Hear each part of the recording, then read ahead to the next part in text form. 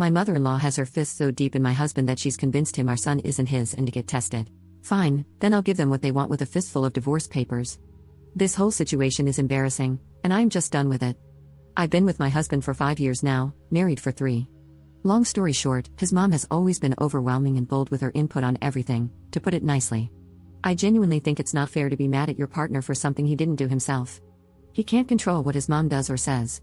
But what's also not fair is him not addressing it when I'm clearly uncomfortable or upset, and instead just talking me into brushing it off or going with it. I never have, nor would I ever, have a back and forth with my mother-in-law. It's just not worth barking at each other. I always brush it off if it's a snarky comment, or if it's a better way to do something in her opinion. I'll just tell her thanks for the suggestion, but we are fine. It's actually true, the saying when you marry someone, you marry their family. I think the way to handle it is that each spouse should keep his side of the family in line, for lack of a better way to say it. I deal with my parents and their shenanigans, and I expected him to do the same. But he never did. Instead, he always asks me to give her some grace. Well, it's hard when that person is insulting you. For a while now, she has been making comments about how my son doesn't look like my husband when he was a toddler, basically accusing me of sleeping around. This, rightfully so, upset me. Sorry, my genes are strong? What am I supposed to tell you? I was short with my husband because he didn't address how out of pocket and disrespectful this whole thing is. It has been a week since my husband, well, soon-to-be ex-husband, told me that he would be doing a paternity DNA test, not because he thinks our son isn't his, but to shut his mom up. Yes, exactly what you read. I don't know which is worse, him accusing me of cheating or this, but all I know is that this is audacious. I didn't cheat, and I am not concerned one bit about the test results. I wasn't going to stop him from taking a DNA test or whatever, but I just know I don't want to deal with this any longer. I'm looking for an apartment, and I talked to a lawyer the day after he brought up the DNA test. We'll be getting the results in 2 days. I almost can't wait. He will also be getting divorce papers with those results, which I know for a fact he won't see it coming. I tried my best to make this whole thing work and to manage my relationship with my mother-in-law as gracefully as possible. But thinking about it, it's not just my mother-in-law that's the problem, how he is handling things is also a problem. And as a side note, I have never been more glad that I didn't leave my job when I got married. He makes more than enough to take care of the financial side of things. I thought I would get bored, but I only have to be on site 2 days per week. Also, I really love my job and the company, so I didn't leave.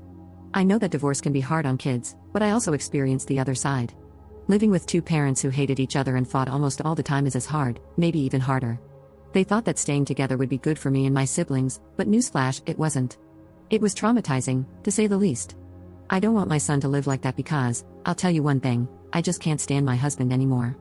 I don't know if this is a weird way of saying it, but I just don't respect him anymore, if that makes sense. I just see an unreliable man, and I know for a fact that our fights won't be the same as before. I would have said what a waste of 5 years, but I have a sweet and smart gremlin now, and having a child really pushes you to be better and to do better, so I can't complain. Update 1. Here to update you, as a lot of people were interested. But real quick, I have a comment about my last post. Please, if you are going through something serious, think twice before posting it. Obviously, I was expecting people to tell me I'm overreacting, but seeing people leave comments like, "You're a disgusting piece of crap, and I hope he takes your child from you in the divorce so you realize what kind of monster you are," was unnerving. As for the update, the day he was supposed to receive the results, I called my father-in-law and invited them to come over that evening. My husband was working when he got the results. He sent them to me and told me he would talk to his mother to finally put this to rest. I informed him that I had already invited them for that evening and that I was just waiting for my apology before I left. I asked that he come home so we could talk before they came over. He called, and I basically told him that this is not working for me anymore.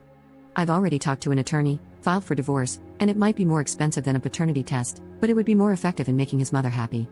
And no, I don't care that he was working when I told him. I don't think you would have either. He left work and came home. Long story short, we had a spectacular fight. He said that I am not thinking about our son and that I am overreacting because it's not like he went behind my back. And if he knew that I was this upset, he wouldn't have done it. But he knew how I felt about it. We had a heated argument when he brought it up. He just didn't care. When I gave him the divorce papers, he said he wasn't signing anything and that he'd ask his mother to apologize when his parents arrived to get it over with. Listen, I don't need him to sign it to get a divorce. It would only make things complicated, that's it. His mother said, "I have nothing to apologize for.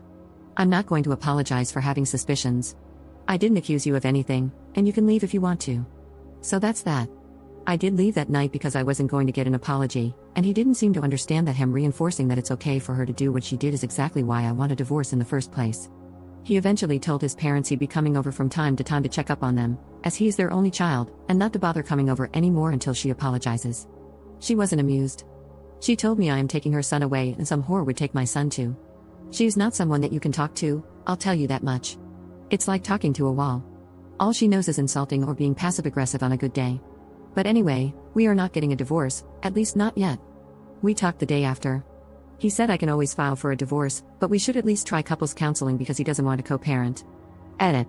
He doesn't want to lose his son, plain and simple. Although it's not like if we were to get divorced he wouldn't be able to see his son, but whatever. He did say, when we talked the second time, that he can see how he was wrong, especially knowing his mother. He also mentioned that he'll just shut her down if she meddles this time. But what can I do with just words? I hope he can learn a thing or two about how to deal with his mother in counseling because she is truly overwhelming. If counseling helps him understand that a couple means two people, not three, and that our marriage is a bit crowded right now, that's enough for me. People saying that I'm overreacting in my last post made me ask myself, do I actually want a divorce, or am I just mad? I wanted the divorce at the time, it seemed like the only solution. But if counseling helps us, I can try to work things out. I hope this is a good decision. If not, I'm not stuck. I'll take my son and leave. I have a friend who got divorced in 20 days, an uncontested divorce. When you are on the same page regarding how things would be divided, including custody, it's a matter of how long the court takes to review and finalize the divorce, and you'll be done. That was my plan. Nonetheless, I'm the one working from home, and my son is still so young. It's totally up to him. If he wants to see his son every day when he gets off work, or if he wants to see his son just a couple of times per week. Because I am not tolerating this anymore. Also, someone asked, I'm curious why they asked for the test and why you're so against it? I don't want to assume there were some troubles in the past, but I feel like there's a lot of let up and information left out here. At this point, I've shared so much that these aren't too many details, I guess. I am not religious, and I also dated women at a certain time. She doesn't like that and thinks that me not being religious or not being straight means I have no values or something. She hates that her son married a non-religious person. He is a believer, but he's a non-practicing believer. Either way, his religion or my lack of belief doesn't cause us any problems in our day-to-day life. I hope this clarifies things for you. Oh, and one last thing. People in my last post were debating if paternity tests should be mandatory or not. I thought that from what I wrote, it was clear I didn't cheat and I have nothing against the paternity test itself. It should be obvious to everyone that it's not fair for the child nor the man to be tricked into living a lie. If he was the one who had suspicions, that's a big deal. We would have talked about why he thinks that, taken the paternity test for his peace of mind, and made sure we can trust each other, then moved on, all without anyone interfering, let alone requesting the paternity test.